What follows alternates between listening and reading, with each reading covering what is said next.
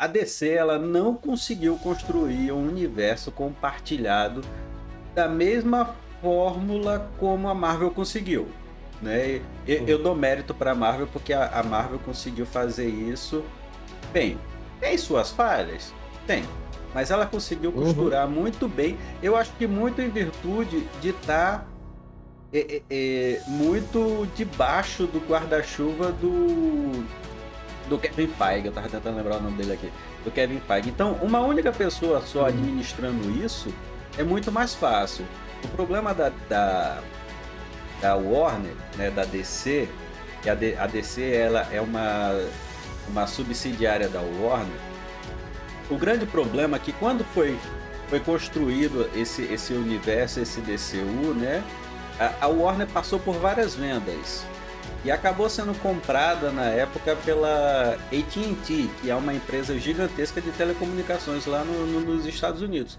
Então, como é que uma agência de É. telecomunicações ela pode administrar uma grande produtora de filmes, como a Warner, que a Warner ela é gigantesca, o peso que tem o nome Warner, só isso aí já é muita coisa. Então, aí colocaram pessoas, executivos que não entendiam bulhufas de nada, né? Colocaram gente ali que não conhece de super-herói, não conhece de quadrinhos, e acabou a bagunça que Uhum. deu, né? Inclusive a gente pode até falar disso, porque teve notícias aí essa semana de mais cancelamentos de séries da Warner, né? Muito em virtude também dessa reformulação que a DC, que a Warner, ela está sofrendo depois da AT&T ter vendido para a Discovery, né? Que agora teve essa fusão da Warner e a Discovery. O David Zaslav, que é o novo chefão agora, o presidente, inclusive indicou, né, o James Gunn. E teve um outro carinha, que eu não tô me recordando o nome agora, que vão ser as pessoas que vão encabeçar justamente a divisão de filmes e séries da DC. Então talvez agora a casa ela fique arrumada. Mas eu concordo com você que realmente o DCU, desde quando foi constituído lá atrás com o Homem de Aço, teve muitas falhas, foi muito mal planejado, né? Foi muito esculhambado. Então, eu espero, como fã da DC, que agora isso seja resolvido. Por exemplo, Mas, na teoria, o universo DC começaria com o Superman, né? Homem de Aço. Homem de Aço, né? isso, Homem de Ferro. isso, Homem de Aço. Homem de Aço. Foi de 2013, É, se eu não estou enganado. pronto. Então, seria o Star. Aparentemente, o que foi prometido é que o que dá a entender é que a DC chegou e disse: ó, Snyder, você vai criar o nosso universo. Você vai fazer do jeito que você quiser, você tem carta branca e a gente quer um universo coeso que você faz. Então, ao meu ver, na cabeça do Snyder era Superman, Batman vs Superman, que já é a introdução da Liga da Justiça, né? Que a Mulher Maravilha aparece, Isso. e Liga da Justiça. E aparentemente seriam dois Liga da Justiça, né? Seriam dois filmes. Só que o problema acontece quando ele faz um Superman que é muito dividido em crítica. Não é um. Na verdade, nenhum dos filmes de Snyder é unânime, né? Então, assim, não, ele não é. É essa palavra mesmo. Eu ia procurar outra palavra, mas a palavra é essa. Ele não é unânime. Ele não é um filme que todo mundo que agradou todo mundo. Inclusive, muitas pessoas não se agradaram por N motivos, que aí a gente não vai falar sobre ele, porque senão a gente seria outra live. Aí, beleza. Um filme que deveria ser o carro-chefe, ele recebe uma enxurrada de críticas. Aí tem dois caminhos a seguir. Caminho 1, se mantém o plano, certo? Tipo, cara, deu ruim, mas a gente vai Sim. continuar aqui. O projeto é bom. Ou é tipo, cara, deu ruim, a hora de mudar é agora. Que tá no começo. Aparentemente, Snyder ainda tinha muita força, vamos dizer, entre aspas, força política lá dentro da DC. Porque aí ele parte pro Batman vs Superman e, caraca, até hoje é muito massa ver. Aí, quando você vê o videozinho da Comic Con, que passa, que na verdade não é nem o trailer, passa só os símbolos se fundindo, né? O símbolo do Batman com o do Superman, mostrando que seria Batman vs Superman. A galera vai à loucura. Então, assim, era o filme pro Snyder ter se consagrado, tá ligado? Quando eu digo se consagrado, não como um grande diretor, mas pelo menos no universo do DC. Embora eu goste muito dos filmes dele. Não dos da DC, eu gosto dos filmes de Snyder fora da DC. Mas enfim. Então, Batman vs Superman era a chance que ele tinha para manter a coesão do universo que ele estava criando, mas apresentando um filme que a galera fosse menos dividido em opiniões, fosse mais positivas. Só que aí parece que foi ao contrário. Ao meu ver, eu posso estar enganado. Embora eu até goste de Batman vs Superman, eu acho bem mediano, mas eu acho que a galera menos gostou desse do que do outro. Eu acho que Superman é mais querido, vamos usar essa palavra, do que Batman vs Superman. Principalmente pelo negócio lá de Marte e tal, aquela parada que foi tirado onda até as últimas na internet. Então aí, ele tem dois filmes que na teoria, chamar de fracasso é muito pesado, mas que na teoria não alcançou o objetivo, porque se você comparar Superman, que é o primeiro desse universo, e vamos pegar Homem de Ferro, tá? Não vou pegar aquele Hulk lá, vou pegar Homem de Ferro. Se você comparar, assim, é bem diferente. Dá pra notar que o Homem de Ferro é muito mais bem aceito do que o Superman. Aí ele tem Batman vs Superman, é menos bem aceito. Aí volta essa decisão. A gente continua com esses planos ou a gente resolve mudar tudo. Só que aí, pra mim, a DC olhou pra gama do vizinho e aí foi o grande erro. E quando ela olha pra gama do vizinho e vê que a Marvel com o universo coeso tá bombando, e aí bombando não só em crítica, mas em bilheteria, ela resolve manter. E aí vem Liga da Justiça, que pra mim é muito ruim. É bem ruim a Liga da Justiça. A versão estendida. Mas você fala qual a versão do Liga da Justiça? A versão do Josh Whedon, que foi em 2017, ou a versão lançada depois pelo Snyder, o Snyder Cut? Então, todas as duas são ruins. A do Snyder consegue ser um pouquinho melhor. Mas eu não entendo pra onde aquele universo dele ia. Porque, pra mim, assim, os problemas dos filmes da DC não estão, no caso desses filmes especificamente que eu tô falando, né, do universo, eles não estão na grande história. Porque a grande história é exatamente a grande história que acontece na Marvel. É um vilão que vem de fora pra destruir a Terra. É filme de herói, a gente não pode esperar mais do que isso.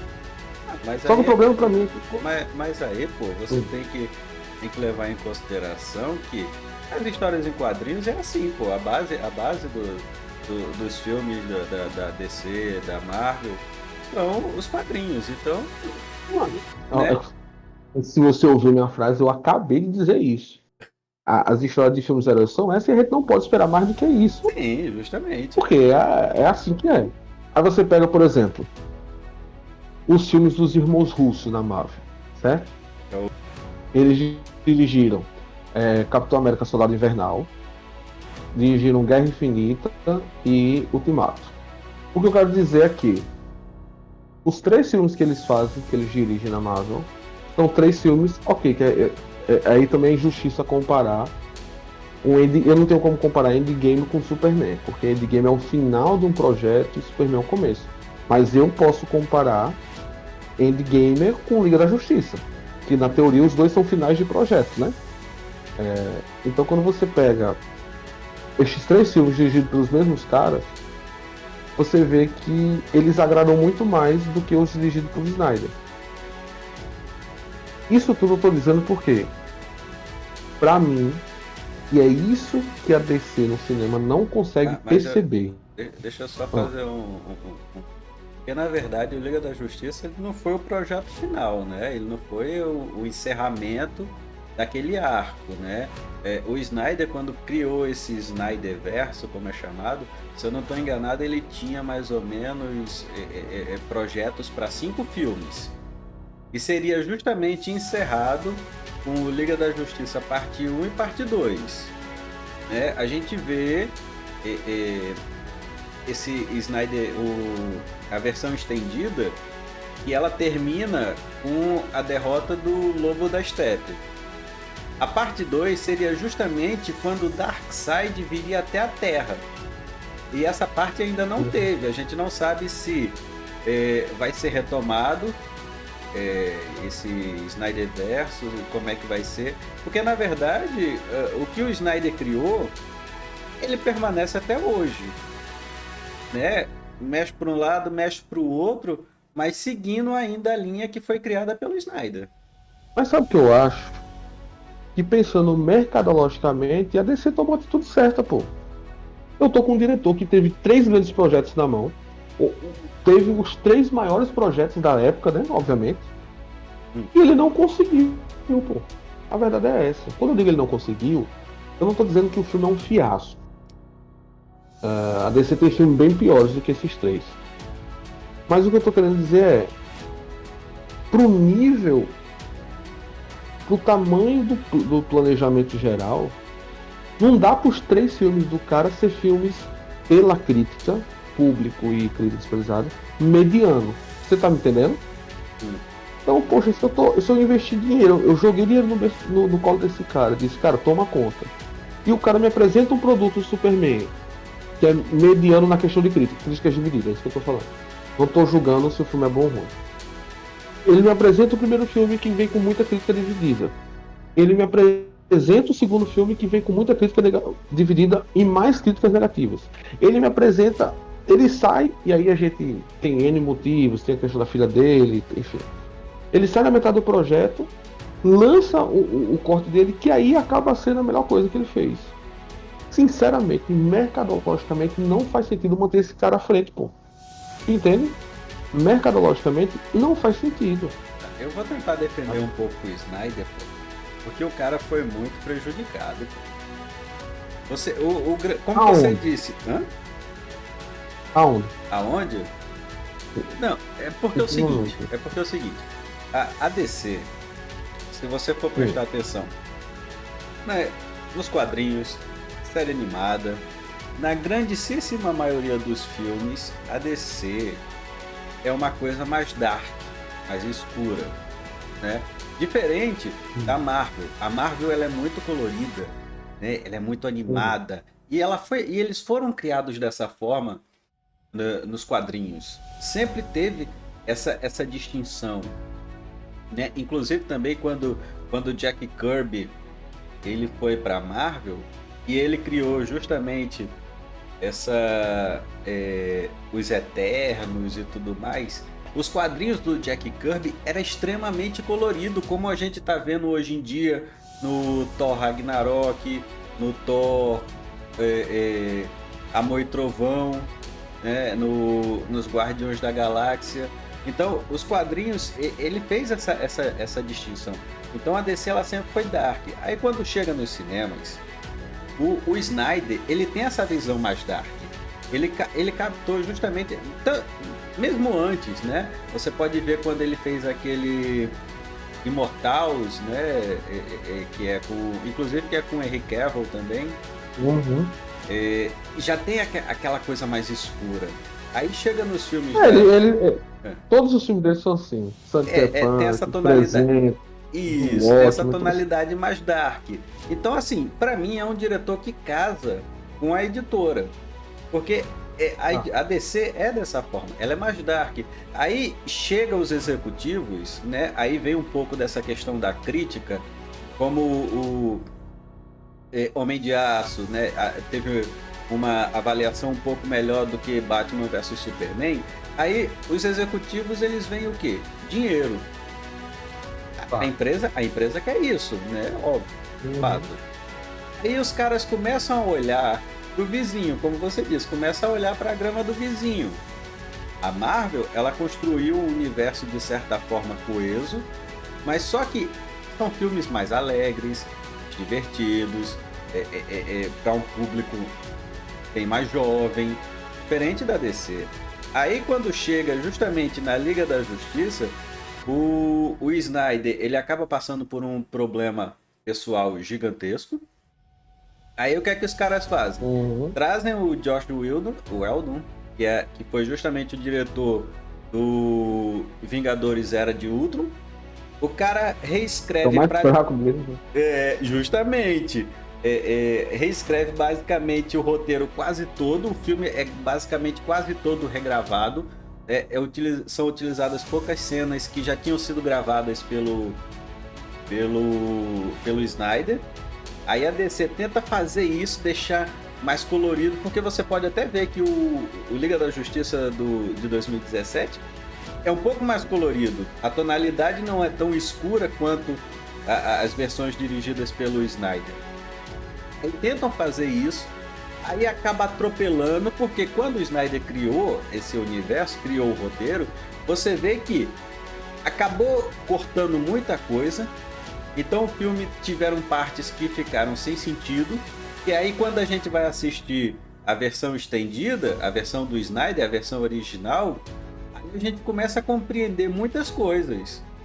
Porque o Whedon lá, o Josh Whedon, ele saiu cortando muita coisa que achou que não tinha necessidade. Por exemplo, a trajetória do Cyborg, que tinha um papel muito importante no desenrolar do filme, foi cortado.